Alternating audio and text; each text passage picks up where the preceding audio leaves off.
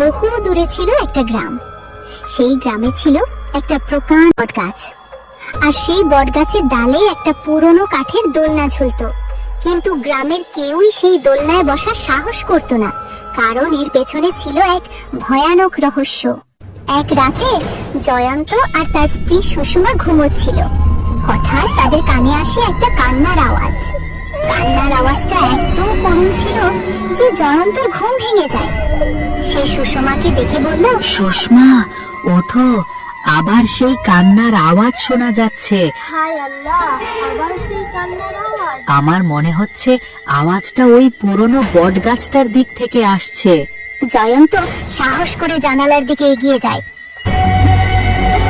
জানালা দিয়ে সে যা দেখে তাতে তার চোখ কপালে উঠে যায়। সে দেখে সেই দোলনায় একজন মহিলা বসে আছে। মহিলাটি একটা সাদা শাড়ি পরে আছে আর করুণ ভাবে কাঁদছে। জয়ন্ত ভয়ে চিৎকার করে বলে, সুষমা, জলদি এখানে এসো, ওই দোলনায় কেউ বসে আছে। জয়ন্তের কথা শুনে সুষমা তাড়াতাড়ি করে সেখানে চলে আসে। এটা নিশ্চয়ই কোনো পেতনি। ওগো, আমার যে খুব ভয় করছে। আমি শুনেছি ওটা নাকি একটা ভুতুড়ে দোলনা। আরে ধুর, আমার মাথাটা একদমই গেছে। ও তো একজন সাধারণ মহিলা। তুমি একটু এখানে দাঁড়াও, আমি বাইরে গিয়ে একবার দেখে আসি। কোথায় যাচ্ছ তুমি? তোমার মাথাটা কি পুরো খারাপ হয়ে গেছে? এই যে সাক্ষাৎ বিপদ। আরে বাবা, কিচ্ছু হবে না, একদম চিন্তা করো না। না, আমি কিছুতেই তোমাকে একা বাইরে যেতে দেব না। দুজনে যখন কথা বলছিল, হঠাৎ সেই মহিলা অদৃশ্য হয়ে গেল। এটা দেখে ওরা আতঙ্কে জমে গেল। সুষমা ভয়ে ভয়ে বলল, দেখো, আমি বলেছিলাম না এটা কোনো সাধারণ মহিলা না। এবার বিশ্বাস হলো তো? তুমি তুমি ঠিকই বলেছ, এই দোলনায় নিশ্চয়ই কোনো গোলমাল আছে। আজ থেকে আমরা আর ভুলেও ওই দিকে যাব না।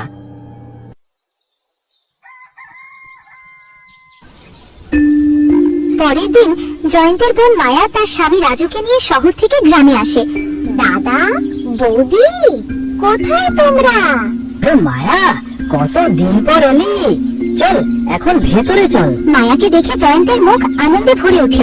এভাবে হাসি মজা করে গোটা দিন কেটে যায়। তারপর যখন রাত হলো, জয়ন্ত মায়াকে বলল, মায়া, তুই জয়ন্তের সাথে এই ঘরে শুয়ে পড়, আমরা পাশের ঘরেই আছি। যদি কোনো দরকার হয় তাহলে আমাদের বলিস, কেমন? কিছুক্ষণ পর মায়ের হঠাৎ চোখ পড়ে জানালার বাইরে। সে দেখে একটি দোলনা বটগাছের ডালে ঝুলছে। সে রাজুকে দেখে বলল, রাজু, দেখো বাইরে কি সুন্দর দোলনা। আমাদের শহরে তো এমন সুন্দর দোলনা দেখতেই পাওয়া যায় না। চলো না আমরা দোলনাটা থেকে একটু ঘুরে আসি। আরে, এখন তো অনেক রাত হয়ে গেছে, এখন নয়, কাল সকালে গিয়ে ঘুরে আসবো। চলো না প্লিজ, এই তো কাছেই, এখনই চলে আসবো। জেদ করো না, এসো ঘুমিয়ে পড়ো। বললাম তো কাল সকালে যাব। কিন্তু মায়া রাজুর কথা না শুনে দোলনাটার দিকেই তাকিয়ে থাকে। দোলনাটা তো একেবারে ঘরের কাছেই, আমি বরং একাই চলে যাই। এই ভেবে মায়া একাই বেরিয়ে পড়ে আর সেই দোলনার কাছে চলে যায়। আরে বাহ, যেমনটা ভেবেছিলাম ঠিক তেমনটাই। আজ তো মজা এসে যাবে। পাখি হয়ে উড়ি, মন যে মাতে, মন যে মাতে নতুন করে, আহা উড়ি নতুন করে। অনেকক্ষণ ধরে মায়া আনন্দে দোল খাচ্ছিল। এরপর সে ভাবে, অনেক তো হলো, এবার ভেতরে